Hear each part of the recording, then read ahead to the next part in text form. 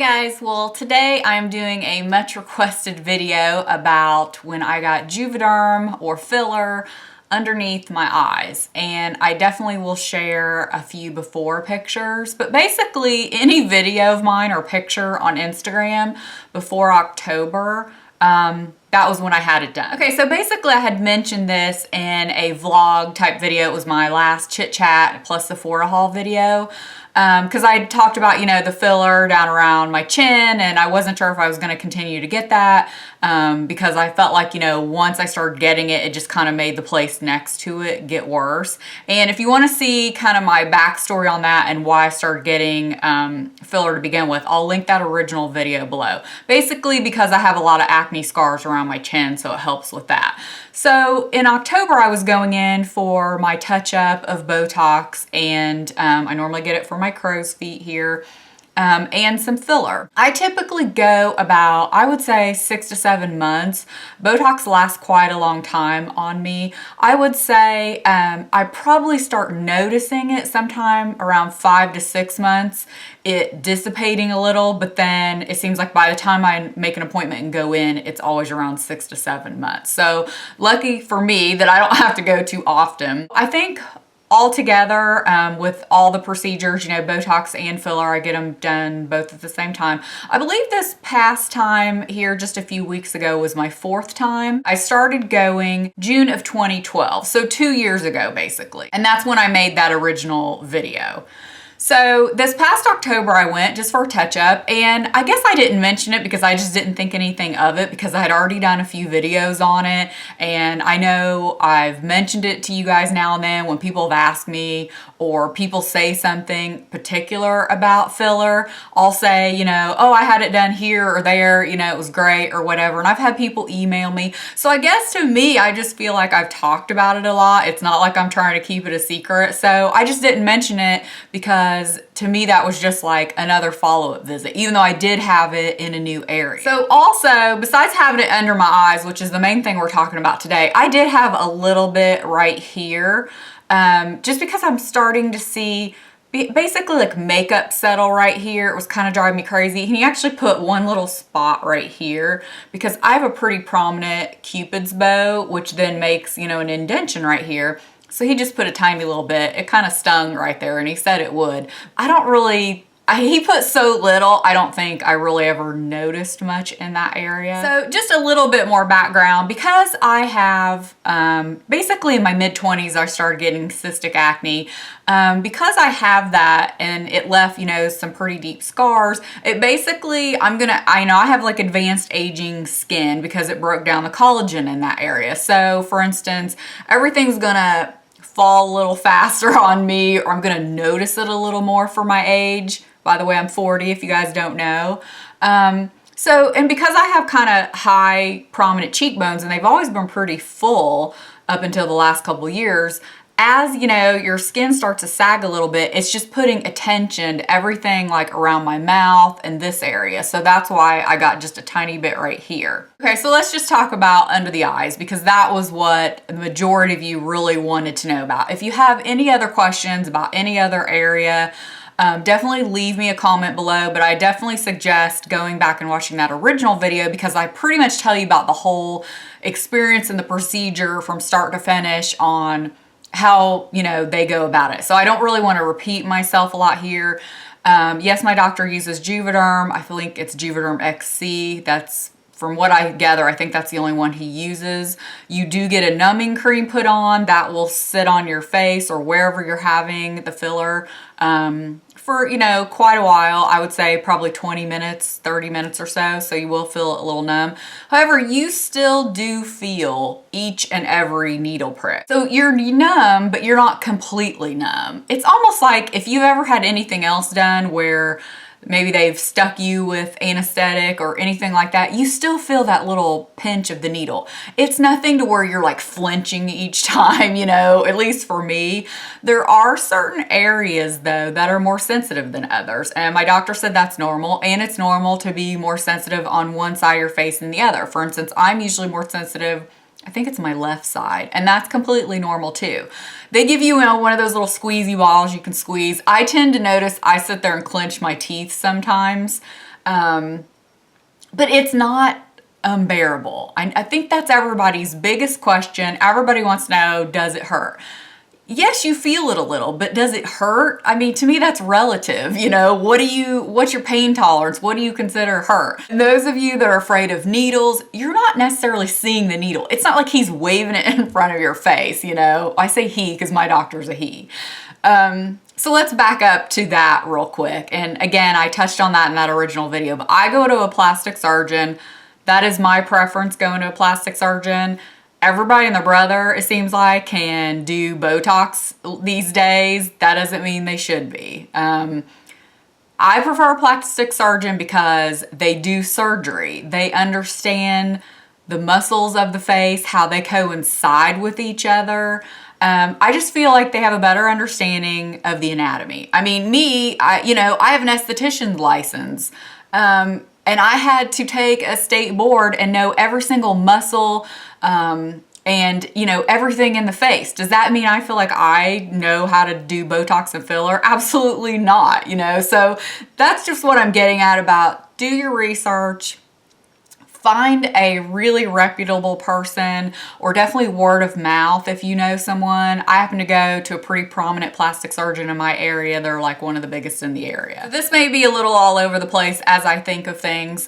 He also has a nurse right there with him. She's always putting the ice on as he's, injecting things. And, it's one of those, he injects a little, steps back, looks at it, and depending on how much you're getting done, if you're getting, one syringe or two syringe, it just depends. If you're only getting one, then obviously they'll break it up depending on where you want areas, or you may need more than that. But that's something you'll predetermine to sitting in the chair and actually getting it done. Just like I would say the past year or so, I really just started noticing the hollows like under my eyes, which is a really common place where a lot of us around my age, start noticing aging, signs of aging first. And like for me, like I said, that have some high cheekbones, it really emphasized this area, like right in here. It almost then made the bridge of my nose look wider than it was, because it's like you have an indention, and I'll get closer here in a minute, but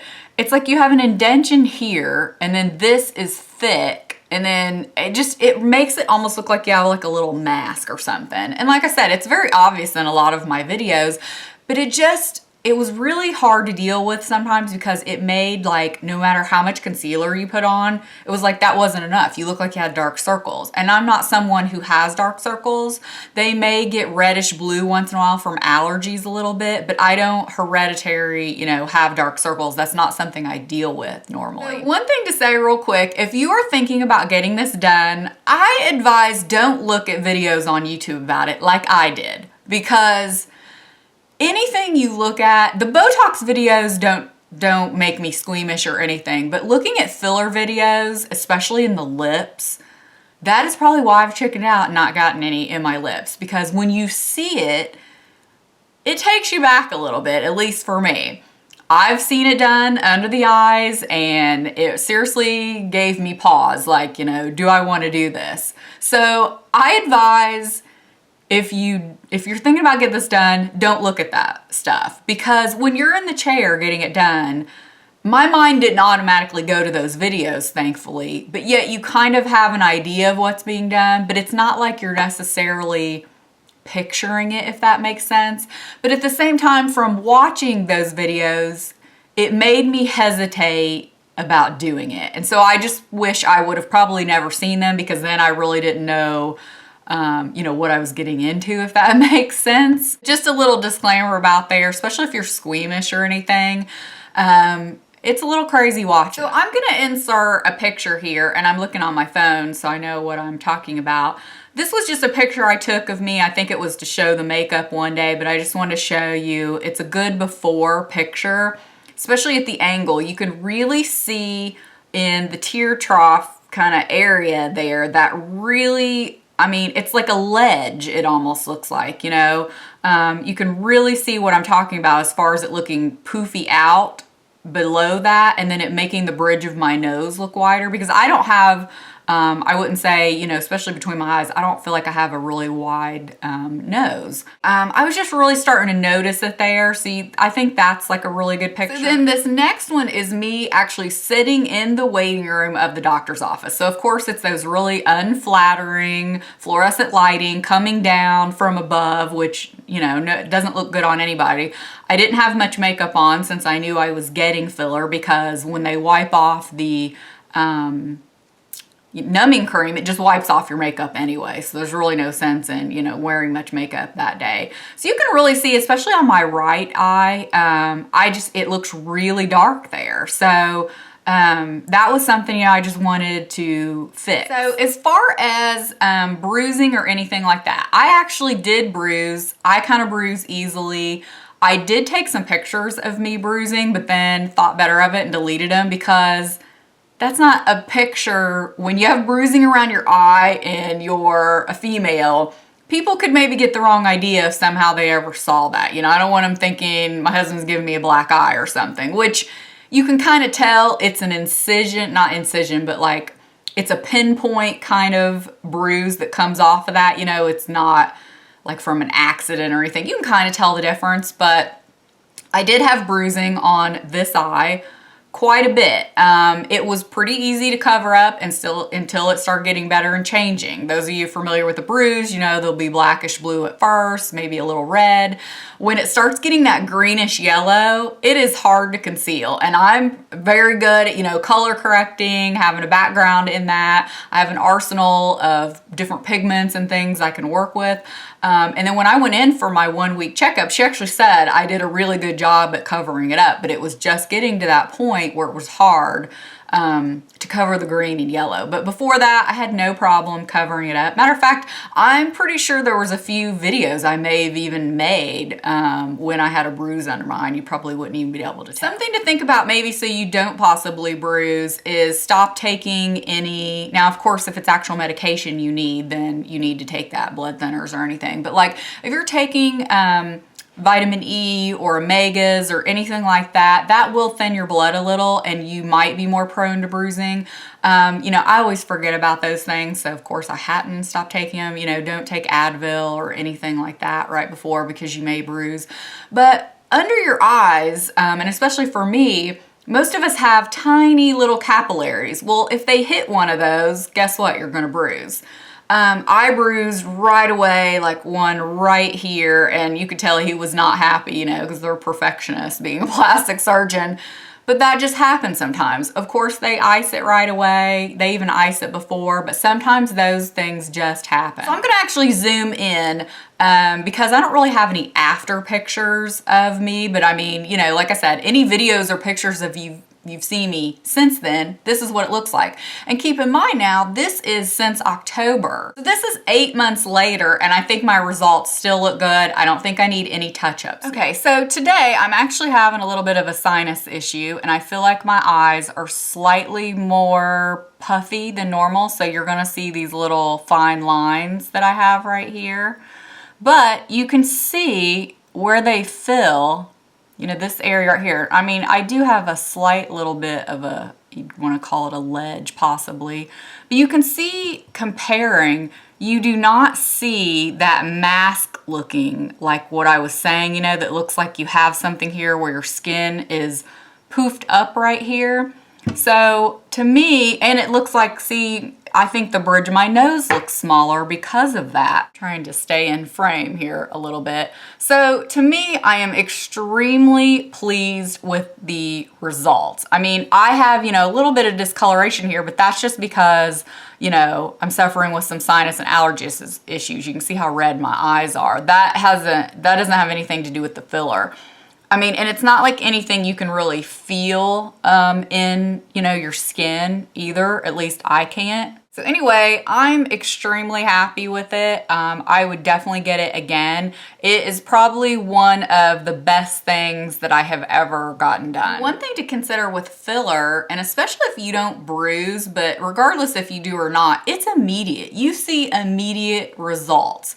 Now, keep in mind, no matter where you have filler, they do need to move it around a little bit. That's why, again, you go to a good doctor that knows what they're doing. So basically, they inject it in, they press it around so that it moves around, or like if it's in, you know, around your mouth or anything, he literally will put his thumb and finger in there and move it around. I mentioned that in that first video, just so you don't get lumps and bumps. I don't know about you guys, I'm a researcher, you know, I research everything. I would hope if you're even considering doing something like this, you know, you're doing your research, or you will do your research just about the procedure itself, or about Botox or Juvederm or anything like that.